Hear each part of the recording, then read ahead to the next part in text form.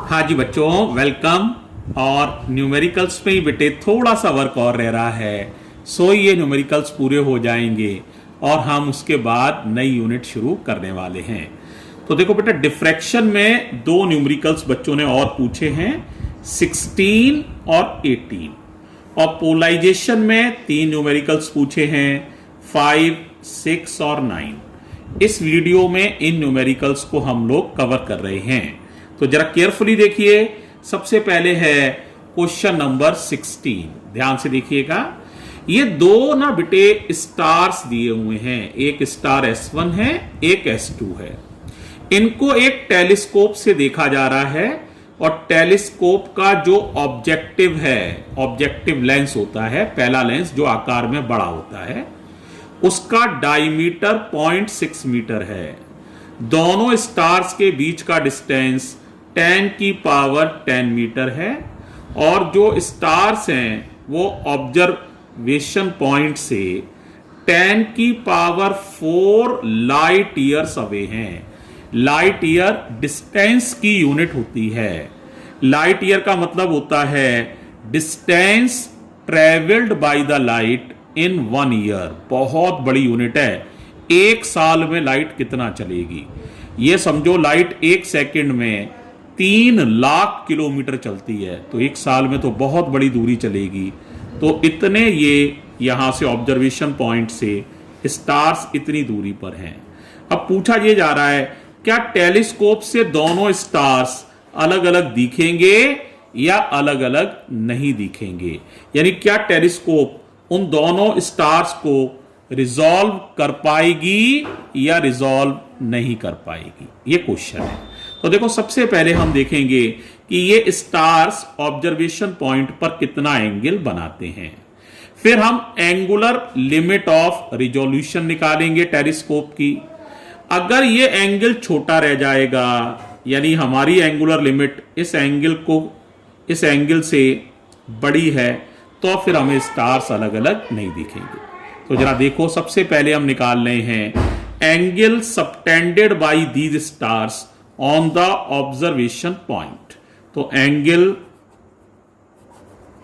Subtended by the stars, angles subtended by the stars at observation point. देखो भाई, कैसे निकालोगे ये d⁻1? तो आसानी से निकाल सकते हैं। d⁻, थीटा होता है आर्क अपॉन रेडियस। आर्क माने ये वाली डिस्टेंस, तो आर्क अपॉन रेडियस। तो S1 S2 distance divided by r। अब बताओ S1 S2 कितनी दी हुई है? ये डिस्टेंस जो है S1 S2 ये कितनी है? ये है बच्चों 10⁻10 मीटर दी हुई है। और अब चाहिए हमें लाइट ईयर का मतलब। तो देखो बेटे, 10⁻4 लाइट ईयर्स हैं। अब एक लाइट ईयर का मतलब जो होता है वो होता है, अगर कैलकुलेट करें तो 9.46 इंटू 10⁻15 मीटर। याद भी रखिए, ये वैल्यू 1 लाइट ईयर की ये वैल्यू होती है। रिमेंबर इट, लिख भी दे रहा हूं। 1 लाइट ईयर यानी लाइट द्वारा एक साल में चली गई डिस्टेंस जो होती है वो होती है 9.46 इंटू 10⁻15 मीटर।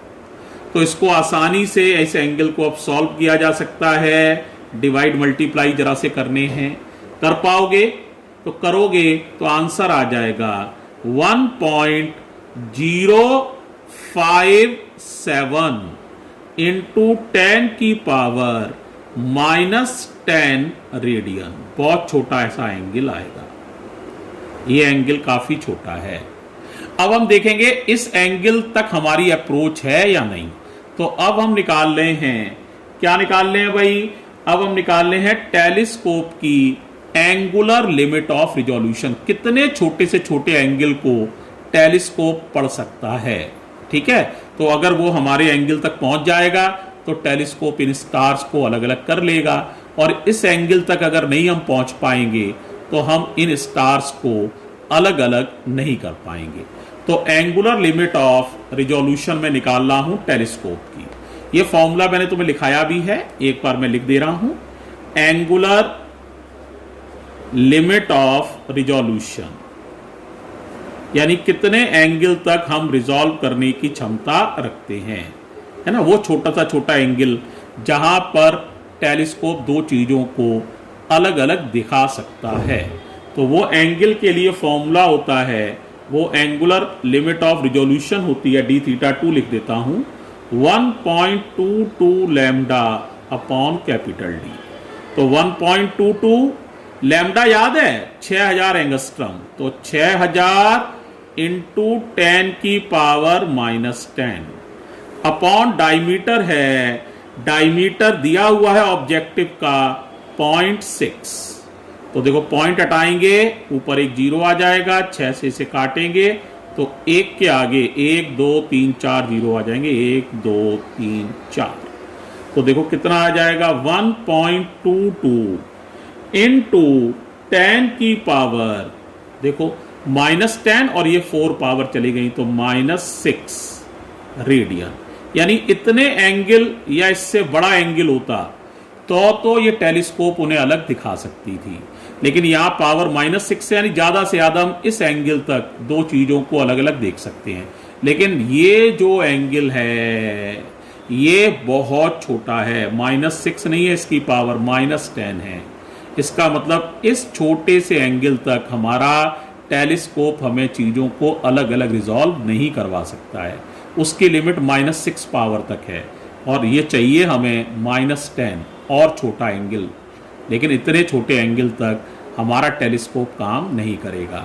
इसका मतलब इन स्टार्स को उस टेलीस्कोप से हम अलग अलग नहीं देख पाएंगे, यानी हम उन्हें रिजॉल्व नहीं कर पाएंगे। तो इसलिए आप समझ सकते हैं d(θ2) जो है वो बड़ा है d(θ1) से। अगर ये छोटा होता तो मामला बन जाता, लेकिन ये तो बड़ा है, इसका मतलब नो आंसर हो जाएगा। यानी we are not able to resolve the two stars separately. हम दोनों स्टार्स को इस टेलीस्कोप से अलग अलग नहीं देख सकते हैं। ठीक है, तो ये इसका जवाब हो जाएगा। अब एक और सवाल है, ये भी वैसे बहुत आसान है, एक बार देखो मैं थोड़ी सी हेल्प कर देता हूं। चैप्टर यही है डिफ्रैक्शन, और क्वेश्चन नंबर 18 है ये। तो देखो बेटे, इसमें ना दो वेवलेंथ दी हुई हैं, सोडियम लाइट की दो वेवलेंथ हैं, एक है 5890 एंगस्ट्रम और एक है 5896 एंगस्ट्रम, जरा सा अंतर है 6 एंगस्ट्रम का। अब आपसे कह रहा है स्मॉल डी दिया हुआ है, एक स्लिट की चौड़ाई, और कैपिटल डी 2 मीटर है, ये सब दिया हुआ है। अब आपसे क्या क्या रहा है, ध्यान से सुनना। Spacing between the first maxima, दो मैक्सिमा के बीच की आपको दूरी निकालनी है। दो क्यों, पहले इससे मैक्सिमा देखेंगे हम, फिर इसका मैक्सिमा देखेंगे फर्स्ट, फिर दोनों के बीच की डिस्टेंस देखेंगे। तो मुझे निकालना है क्या दो मैक्सिमा के बीच की डिस्टेंस। तो पहला मैक्सिमा कहां बनेगा वो हम लिखना चाह रहे हैं। तो पहला मैक्सिमा y1 जो बनेगा, है ना, इस वाली वेवलेंथ से, वो कहां बनेगा बताओ। तो मैक्सिमा जो बनता है बेटा फर्स्ट, वो बनता है 3/2 d लैम्डा अपॉन d पर, लैम्डा 1 ले लेंगे, d लैम्डा अपॉन d पर। ये पहला मैक्सिमा बनेगा। और दूसरा मैक्सिमा जो बनेगा इस वाली वेवलेंथ से, मतलब इसका तो पहला ही है ना, तो इसका भी जो पहला मैक्सिमा बनेगा, इसे डैश लगा लो या तुम y1 डैश कह लो, 2 से कंफ्यूज मत हो जाना, है ना। तो ये हो जाएगा 3/2 d लैम्डा है 2 अपॉन d। ये पहली वेवलेंथ से बना हुआ पहला मैक्सिमा है, ये दूसरी वेवलेंथ का पहला मैक्सिमा है। ठीक है, देखो मैं तुम्हें दिखा भी देता हूं। पहला maxima 3/2 d lambda upon d पर बनता है। ये ग्राफ पे ना मैंने तुम्हें दिखाया भी है, एक बार देख लो, तुम्हें याद आ जाएगा। थोड़ा सा ध्यान भी रखना चाहिए ये। तो देखो अभी मैं तुम्हें दिखा देता हूं, ये ग्राफ है, देखो अभी दिख जाए तो बढ़िया है। डिफ्रैक्शन, डिफ्रैक्शन, ये तो क्या आ गया, रेले क्राइटेरियन है, इससे पहले होगा। देखो ये, लो जी देखो साहब, देखो ये होता है फर्स्ट ब्राइट, देखो कहाँ लिखा है 1.5 बीटा पर, देखो ध्यान से दिख रहा है 1.5 बीटा का मतलब 3/2 डी लैम्डा अपॉन डी। तो ये फर्स्ट ब्राइट ये रहा 1.5 बीटा, ये लिखा है हमने 1.5 बीटा, राइट। अब हमें इन दोनों के बीच का सेपरेशन चाहिए, तो निकालो भाई सेपरेशन, डेल्टा वाई बराबर, आप क्या करेंगे दोनों को घटा देंगे, लैम्डा ये बड़ा है तो ये वैल्यू बड़ी होगी, तो 3/2 D upon D common, bracket में हो जाएगा लैम्डा 2 माइनस लैम्डा 1, तो 3/2 तो 3 की है। अब बताओ बड़े डी की वैल्यू, सही कह रहे हो बड़े डी की वैल्यू है 2 मीटर। अब बताओ छोटे डी की वैल्यू, छोटे डी की वैल्यू है 2 इंटू 10 की पावर -6। दोनों वेवलेंथ का अंतर देखो 5896 है, ये 5890 है, घटाओगे तो 6 एंगस्ट्रम का अंतर है, तो 6 और ये हो गया एंगस्ट्रम। क्लियर है? तो इस तरह से आपका डेल्टा वाई निकल आएगा जरा सा सॉल्व करते ही। तो देखो बेटा 2 से 2 कैंसिल हो जाएगा, तो ये हो जाएगा कितना भाई 1.5 में 6 का मल्टीप्लाई करो या 2 से ये काट दो 3 बार, तो 3 3 जा 9 हो जाएगा, 9 इंटू 10 की पावर -4 मीटर। तो ये आपका दोनों के बीच का सेपरेशन हो जाएगा। अगर मिलीमीटर में लिखना चाहो तो 10 की पावर -1 तो एक तरफ लिख लो और 10 की पावर -3 अलग कर लो, तो ये हो गया मिलीमीटर। 10 की पावर -3 मीटर को मिलीमीटर कहते हैं, और ये 10 का डिवाइड करोगे तो 0.9 आ जाएगा, तो 0.9 मिलीमीटर। ऐसे भी जवाब दे सकते हैं, राइट। आसान सही है, कर लोगे, कोई डाउट हो तो देखो, ठीक है। अब देखो बेटे एक सवाल और ले रहे हैं, तो मैं प्लीज जरा बदल रहा हूं, आप लोग केयरफुली देखिएगा। देखो बच्चों ये पोलराइजेशन में से सवाल है, क्वेश्चन नंबर 5 है, बहुत ही आसान है, एक बार आप पढ़ लीजिए। देखो बेटा ऐसा है, दो पोलरॉइड थे पहले P1 और P2 90 डिग्री पर थे, अब आपने एक P3 भी लगा दिया है, तो लाइट किस तरह से निकलेगी वो आपको देखना है। देखो सबसे पहले ये दी हुई है अनपोलराइज्ड लाइट है, जैसे ही ये पहले वाले पोलरॉइड से गुजरेगी तो याद रखो वो यूपीएल से बन जाती है पीपीएल, और उसकी इंटेंसिटी हमेशा आधी हो जाती है, तो इसकी इंटेंसिटी हो जाएगी I0/2 और लाइट हो जाएगी plane polarised light. PPL plane polarised light, UPL unpolarised light. जैसे ये यहां से गुजरेगी इस पोलरॉइड में से, तो पहली बार जैसी PPL बन जाती है तो फिर हर बार cos² थीटा का मल्टीप्लाई करना पड़ेगा, तो अब इंटेंसिटी हो जाएगी I0/2 cos² थीटा, ये वाला थीटा यानी 45 डिग्री।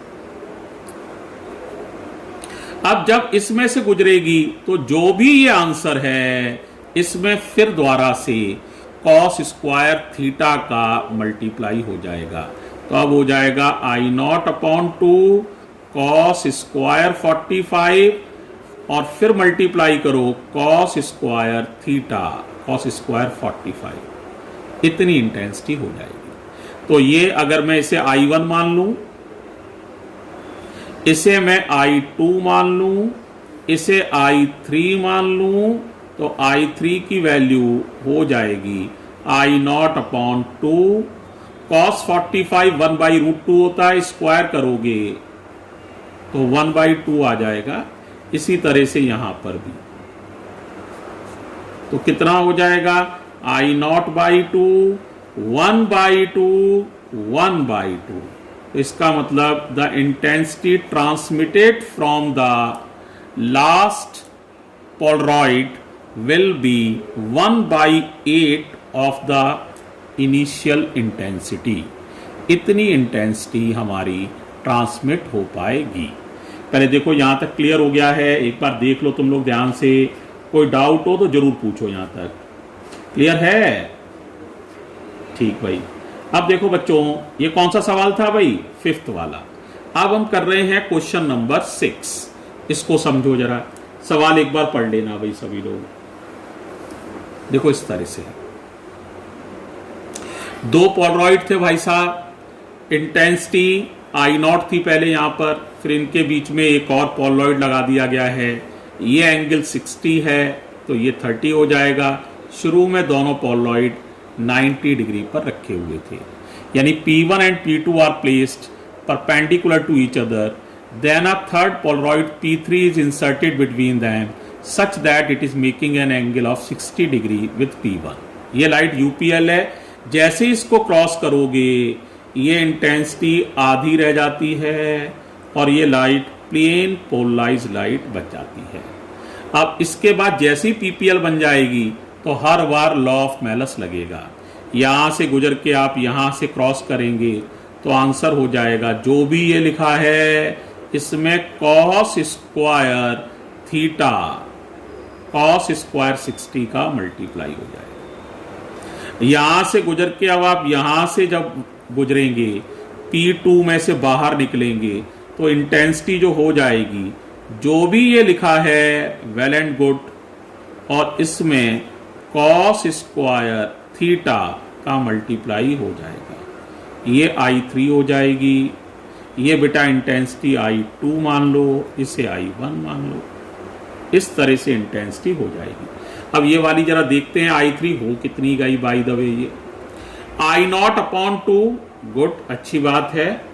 आगे बताओ, cos 60 की वैल्यू, cos 60 होता है हाफ, स्क्वायर करोगे तो हाफ 2 बार। cos 30 होता है √3/2, तो √3/2 भी 2 बार। अब हिसाब लगाओ क्या हो गया, √3 और √3 का मल्टीप्लाई 3I0 अपॉन देखो 2 2 जा 4, 4 2 जा 8, 8 2 जा 16 और 16 2 जा 32। इसका मतलब transmitted intensity will be 3I0 upon 32, where I0 is the initial intensity of unpolarised light. बहुत आसान सही है एक ही जैसा है। पहली बार जब भी पोलरॉइड क्रॉस होता है कुछ नहीं करना, बस UPL से PPL लाइट हो जाती है, इंटेंसिटी आधी रह जाती है। फिर हर बार cos स्क्वायर थीटा का, जितने मर्जी पोलरॉइड क्रॉस करो, हर बार cos स्क्वायर थीटा का मल्टीप्लाई करते जाओ। बस ये रूलिंग होती है, ठीक है? तो आप आसानी से समझ गए होंगे। अब देखो एक सवाल और है बेटा, इसको और देख लेते हैं। क्वेश्चन नंबर 9, देखो जरा क्या कहते हैं साहब। दो पोलरॉइड है बेटा, ये इंटेंसिटी कितनी है, I0 है, और आपका ये एंगल 30 डिग्री है। यहां से जो लाइट गुजरेगी उसका हमें पता करना है what fraction of incident unpolarised light is transmitted, कितने % लाइट इसमें से पार हो पाएगी। तो देखो जैसे UPL इसमें से गुजरेगी तुम्हें खूब पता है ये इंटेंसिटी आधी रह जाती है और लाइट बन जाती है PPL। अब इसमें से गुजरेगी तो तुम्हें पता है जो भी लिखा हो उसमें cos स्क्वायर थीटा का मल्टीप्लाई हो जाएगा। तो कितनी इंटेंसिटी गुजरेगी जरा बताओ भाई। तो I2 की वैल्यू हो जाएगी, ये I1 हो गया है ना, ये I2 हो गया। कितनी हो जाएगी I2 की वैल्यू? I2 की वैल्यू हो जाएगी बच्चों I0 अपॉन 2, cos 30 आप जानते हैं √3/2, स्क्वायर है तो √3/2 इंटू √3/2, तो ये आ जाएगा 3I0 अपॉन 8। इतनी इंटेंसिटी ट्रांसमिट हो जाएगी।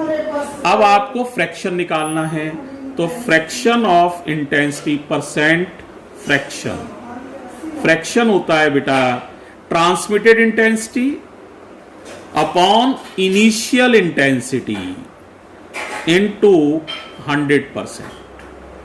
तो आप देख रहे हैं I2 की वैल्यू है 3I0/8 divided by I0 into 100%। I0 से I0 कैंसिल हो जाएगा, 4 से कट करो 25, 4 से 2, तो it will be 75/2, that is 37.5%। This much intensity of light will be transmitted from the second product। तो मुझे उम्मीद है सारे ही न्यूमेरिकल्स आपको समझ में आ गए होंगे। थैंक यू बच्चों, थैंक यू सो मच बेटे।